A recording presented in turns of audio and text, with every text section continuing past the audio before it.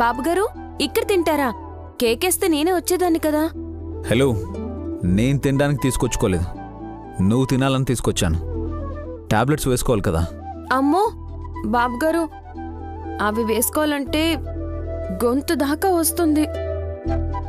2 ముద్దలు గొంతు దిగాక మందులేసుకోవడం ఎంత ఈజీనో నేను చూపిస్తాను కదా. కూర్చో.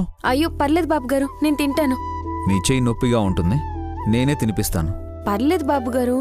ఏ మెంటల్, ప్లేట్ ఎక్కువసేపు పట్టుకుంటే నొప్పి ఎక్కువ అవుతుంది. అప్పుడు ఇంకో 2 టాబ్లెట్స్ ఎక్స్ట్రా వేసుకోవాలి, ఓకేనా? అయ్యోయ్యో వద్దు. మరి నేను తినిపిస్తానంటే పర్లేదు అంటావేంటి?